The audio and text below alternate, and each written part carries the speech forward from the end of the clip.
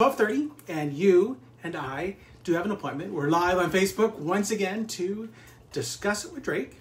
So as I always say every week, if you do miss a topic from one of the live broadcasts, all you gotta do is go to my YouTube channel, which is Drake's Real Estate TV, and please hit subscribe.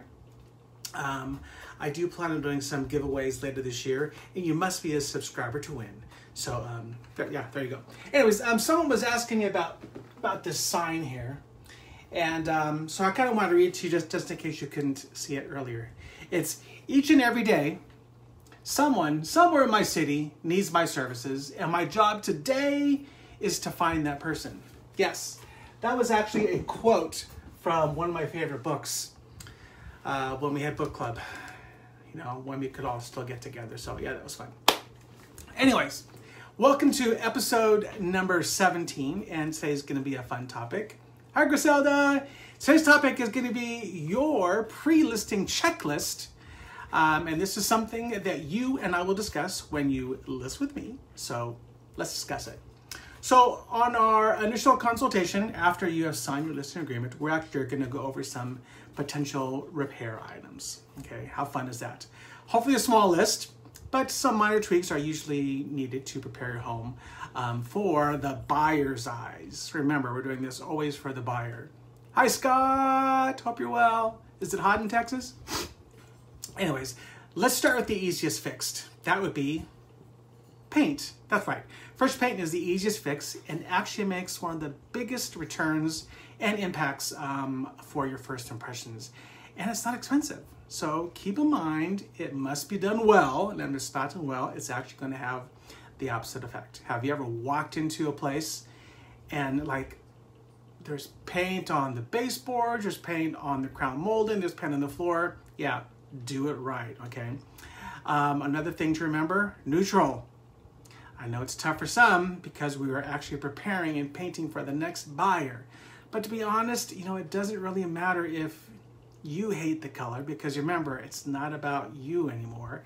It's about the buyer. So please keep that in mind, all right? Don't be mad at you. Don't be mad at me when I'm telling you to paint the purple wall, you know, in eggshell or something, okay?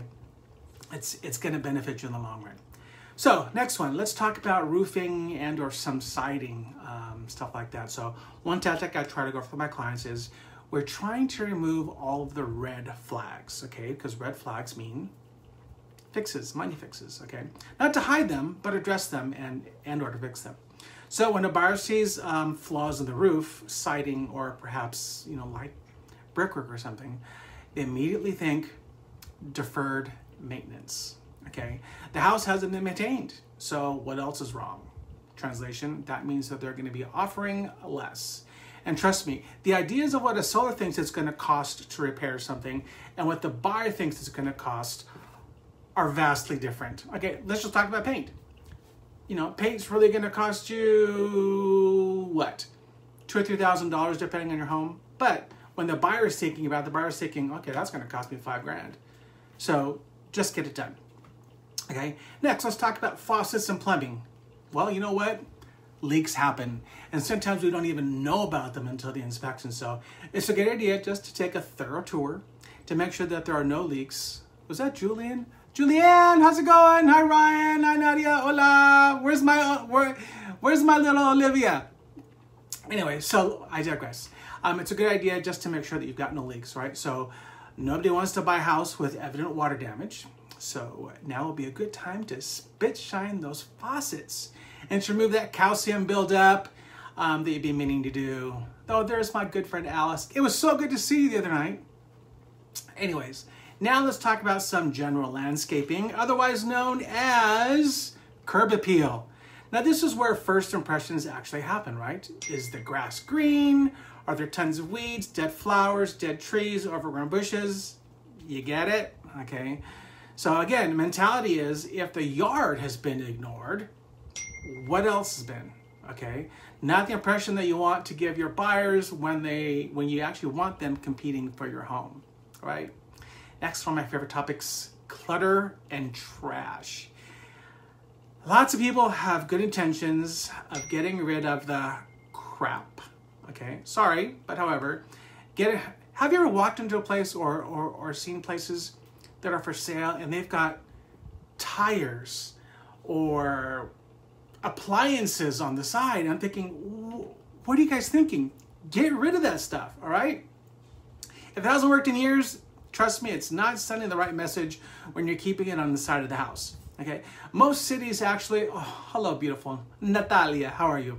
Most cities actually allow you a collection or two a year for some big junk. So contact your city waste disposal company and see how you can get that done. And then make a big pile out there and they'll take all your crap away. So obviously there's going to be some other obvious repairs, and you and I will definitely go over them. But I'm going to need your help. Actually, I'm offering you help. So if you need help, I'm right here. I actually have an entire list of vendors for you to use. So just let me know what you need. I actually have an app that has over 300 vendors just waiting for you, and all you gotta do is ask this one, okay? So if you're thinking that this is another good thing, if you're actually thinking that you wanna do some of these improvements, but you are house rich, but let's say cash poor, and I've heard of this, it's common, right? I actually have a concierge service that can assist. And the best thing is that there's no out-of-pocket expense. You actually pay through escrow. Boom! Okay, so that's all I have for you today. So I hope you find this information helpful. And, you know, I love coming out here and talking with you guys and saying hi, and I appreciate all your support.